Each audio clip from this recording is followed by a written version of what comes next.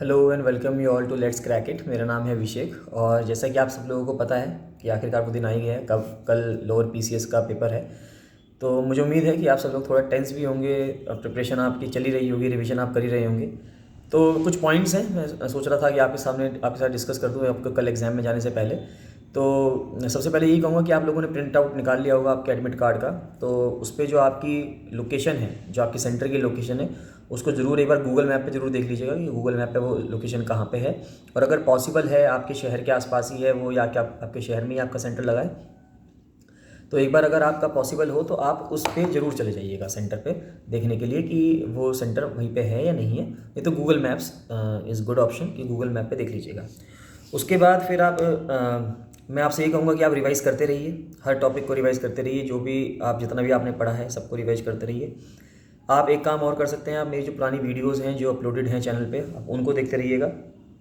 उनमें उससे आपका एक क्विक रिवीजन हो जाएगा। क्विकली आप उसको देखते रहिए कि उसमें क्या क्या चीज़ें लिखी हुई हैं। कुछ पीडीएफ्स मैंने टेलीग्राम चैनल पे शेयर कर रखी हैं पहले, उनको देखते रहिए। टेलीग्राम चैनल ज्वाइन नहीं किया है तो ज्वाइन कर लीजिए, डिस्क्रिप्शन में है चैनल का लिंक। और चैनल सब्सक्राइब नहीं किया तो चैनल भी सब्सक्राइब कर लीजिएगा, ये बहुत इंपॉर्टेंट है, जिससे कि आपको सारी इन्फॉर्मेशन मिलती रहेगी समय समय पे।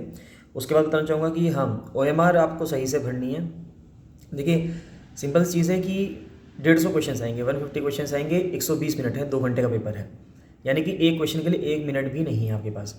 तो आपको करना क्या है, 5-7 मिनट जो है वो जो फिल करवाएंगे, आपके अटेंडेंस शीट जो फिल करवाते हैं 5 मिनट करीब करीब वो ले लेते हैं। बायोमेट्रिक होता है उसमें लिख जाती है। हालांकि वो चीज़ सभी स्टूडेंट्स के साथ है, ऐसा नहीं है कि अकेले आपके साथ ही होगी। तो सभी स्टूडेंट्स को ऐसा करना है। तो यानी कि आपके पास 120 मिनट में से लगभग लगभग मान के चलिए 110 मिनट ही हैं आपके पास, जिस पे कि आपको काम करना है अपना।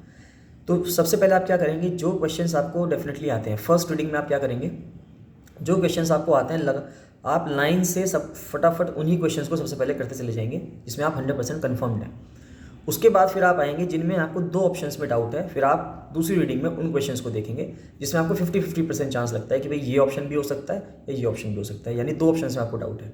तो फिर आप उन ऑप्शंस को सॉल्व करेंगे, उन ऑप्शंस की हेल्प से उस क्वेश्चन को सॉल्व करेंगे। और उसके बाद मुझे उम्मीद है कि इससे करके आपके अराउंड 90 से 100 क्वेश्चन, 110 क्वेश्चन हो जाने चाहिए, या 115-120 क्वेश्चन हो जाने चाहिए। अगर आपके पास इतने क्वेश्चन नहीं हो रहे, 110 क्वेश्चन नहीं हो रहे, तब आप जाइए 3 ऑप्शंस वाले पे कि जिनमें आपको 3 ऑप्शंस में डाउट है। और किसी भी तरह से ट्राई कीजिए, फिर कुछ दिमाग लगाइए वहाँ पे, सोचिए। एनसीईआरटी आपने पढ़ी है, सारा डेटा आपने पढ़ा हुआ है, सारा मैटर आपने पढ़ा हुआ है, अब तक जितना भी आपने पढ़ा है, कुछ आइडिया अगर आप लगा पा रहे हो दूर दूर तक भी, तो 3 ऑप्शन में से किसी एक ऑप्शन को, 2 ऑप्शन को एलिमिनेट करने की कोशिश कीजिए। और उसके बाद फिर आप देखिए कि आपका आंसर आप लगा के आइए। लेकिन ये उस कंडीशन में करना है जब आपको लग रहा है कि भाई मेरे क्वेश्चन बहुत कम अटैम्प्ट हुए हैं, आपने 60 या 70 क्वेश्चन ही अटैम्प्ट करें, अगर ऐसी कंडीशन है तब आप इस काम को करिएगा। वरना आप जो कन्फर्म्ड हैं और जो 2 ऑप्शन में जिनमें आपको डाउट है, उन दोनों को तो आपको करके ही आना है। तो इस तरह से करके आपके अराउंड 110-120 क्वेश्चन आराम से हो जाने चाहिए। और मुझे लगता है कि 120 क्वेश्चन तक अगर आप करके आएंगे, 120-125 क्वेश्चन करके आएंगे, तो नेगेटिव के साथ 110 नंबर आपका सेफ स्कोर रहेगा। 105 से 110 पे मुझे उम्मीद है कि कट ऑफ जनरल कैटेगरी में चली जाएगी out of 150। More than 60% marks हो गए।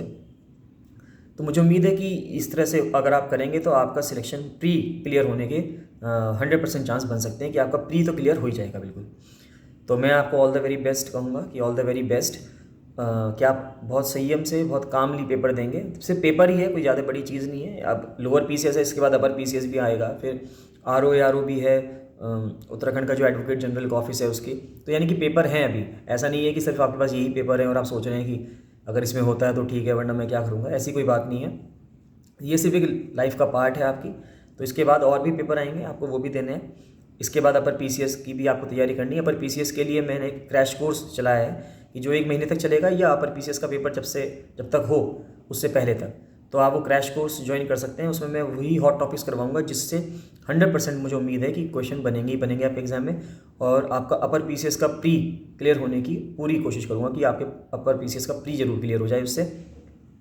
तो अगर आप इंटरेस्टेड होंगे तो 7665804421 पे कॉल या व्हाट्सएप आप कर सकते हैं। और टेलीग्राम चैनल पे मैंने सब चीज़ लिखी है, इन्फॉर्मेशन, आप उसमें से पढ़ लीजिएगा एक बार। टेलीग्राम चैनल ज़रूर ज्वाइन कर लीजिएगा।